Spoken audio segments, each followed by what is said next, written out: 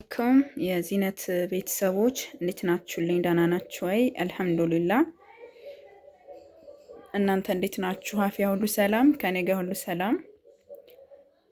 እዚህ ጋር የምታዩት ምጥን የሆነ ሽሮና በርበሬ ወደ አልቡኮ የሚሄድ እንግዲህ ከሁለት ከሶስት ጊዜ በላይ ባልሳሳት ከስተምሪ ናት ማለት ነው። እና ማሻአላ ተባረክ ረህማን 4 ኪሎ ሽሮና 4 ኪሎ በርበሬ ነው 7560 ብር ፈጅቷል። ከነ እርጥብ ቅመሙ፣ ደረቅ ቅመሙ፣ ሽሮ፣ በርበሬ ሁሉ ማለት ነው። እና እንደዚህ የሚያምር ቆንጆ የሆነ ሽሮና በርበሬ ከፈለጋችሁ ሰብር በማድረግ ምክንያቱም ትንሽም ይሁን ብዙም ይሁን ማንኛውም ነገር ቀስ ተብሎ ሲዘጋጅ ይበልጥ ቆንጆ ነው ብዬ ብዙ ጊዜ ደጋግሜ ነግሬያችኋለሁ ማለት ነው። የምወዳችሁ ምክንያቱም በሩጫ የሚሆን ነገር የለም። በተለይ ሽሮና በርበሬ ከሳምንት ያላነሰ ፀሐይ ቆንጆ ፀሐይ ካለ ከሳምንት ያላነሰ እስከ 15 ቀን ወር ከዛም በላይ መዘጋጀት አለበት እንደ ብዛት ማነሱ ማለት ነው። እና በጣም የሚያምር ቆንጆ የሆነ በርበሬ ነው። በ830 ብር ሂሳብ የምንገዛው በርበሬ ነጣ ይላል ዛላው ማለት ነው።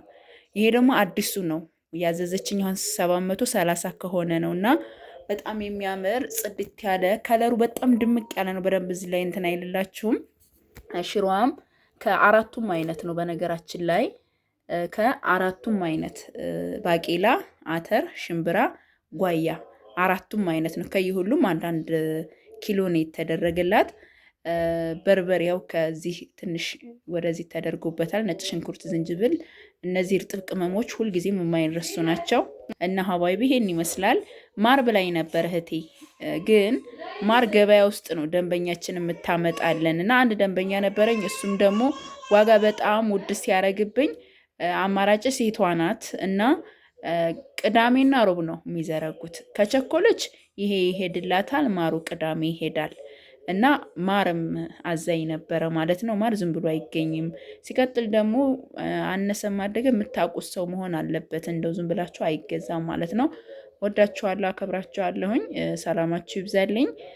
ሰላም አለይኩም። ባቄላና አተር፣ ሽምብራ፣ ጓያው ስንት እንደሆነ ዋጋ ካልነገርኳችሁ ባቄላና ሽምብራ ባቄላና አተር 250 250 ነው። ሽምብራ 230 ነው። ጓያ 220 ብር ነው ማለት ነው። ነጭ ሽንኩርት በኪሎ 300 ብር ነው የተፈለፈለው ነው የምንገዛው ማለት ነው። በነገራችን ላይ ያው በእርጥብም ቅመም ምናምን እነዚህ ሁሉ ማብራሪያ ብናደርግባቸው ለእናንተ ጊዜ ይፈጃሉ በሚል ነው እንጂ እርጥብ ቅመም ጭናዳም ሀባይቢ እንደዚች ጭብጥ ያልሆነችውን 300 400 ብር ነው የምንገዛው ማለት ነው። ጭብጥ አትሆንም ትንሽዬ ማለት ነው። ሁለት ለበርበሬ ለሽሮም ሲሆን ደግሞ ከዛ በላይ ነው የምትገዙት ማለት ነው። እና ይህን ይመስላል። ሰላማችሁ ብዝት ይበልኝ።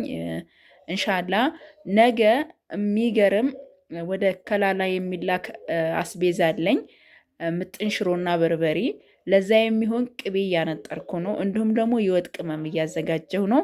አብራችሁኝ እሱንም ታውታላችሁ እንሻላ። ሰላማችሁ ዘ ሰላም አለይኩም። ሁሎችንም ቅመም በዚህ መልኩ ቀላቀልኳቸው ማለት ነው። የደረቀ ዝንጅብልና ነጭ ነው ቀይ ሽንኩርት አለው ማለት ነው። ማሻአላ ተባረክ ረህማን። የምታዩት 6 ኪሎ ቅቤ አላት።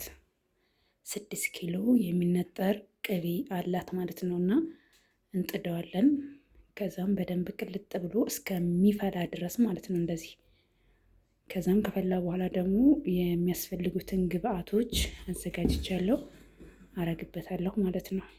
አብራችሁ ቆዩ።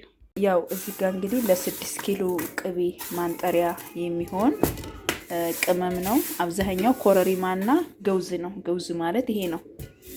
እና ይሄ ቅመም አሁን ስንት ተገዛ ካላችሁኝ 700 ብር ነው ማለት ነው የተገዛው። 700 ብር ነው። ፈጨዋለን ማለት ነው። ይሄንን ከፈጨን በኋላ እርጥብ ቅመሞችን መጀመሪያ እናረጋለን። ከዛ ደረቁን እንጨምራለን ማለት ነው። ቅቤያችንን ስናነጣ አሁን በቃ ለመፍጨት እንደዚህ ሬዲ አድርገነዋል ማለት ነው። አያችሁታ? እና ሀባይቢ አሁን እዚህ ጋር ምን እናረጋለን? ይሄንን ቅጠሉን እናስገባለን ማለት ነው። አያችሁታ?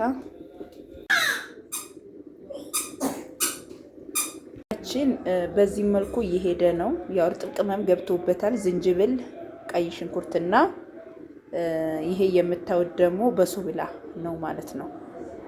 ዝንጅብልና ቀይ ሽንኩርት ያው ቢኖርም ባይኖርም ያን ያክል አይደለም፣ ግን ቢደረግበት አሪፍ ነው በሚለው ማለት ነው። ማሻአላ ያው እንደዚህ እየሄደ ነው፣ እየተንተከተከ ነው። የምናደርገው ምንድነው አሁን ኢንሻአላህ ቅመማችንን ፈይተናል። እዚህ ጋር አያችሁታ፣ ፈይተነዋል። ቆንጆ ሸከር ሸከር አድርገን ፈይተነዋል። ያው 6 ኪሎ ቅቤ ማለት ቀላል አይደለም፣ ብዙ ነው። ለ6 ኪሎ ቅቤ ማንጠሪያ የሚሆን ደግሞ ተመጥኖ ነው። እኔ ማነጥረው 6 ኪሎ ነው። ለ6 ኪሎ የሚሆን ብዬ ነው ማዘው ሳዝ ማለት ነው።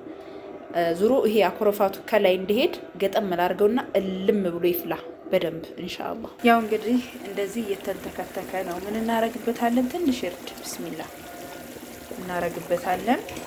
ከዛም ደግሞ ሙሉ ቅመሙን ብስሚላ ለበረከቱላ ብስሚላ ለበረከቱላ ብስሚላ ብስሚላ ብስሚላ ብስሚላ ብስሚላ ማሻአላህ ተባረክ ረህማን ብስሚላ ማሻአላህ ተባረክ ረህማን እያችሁታ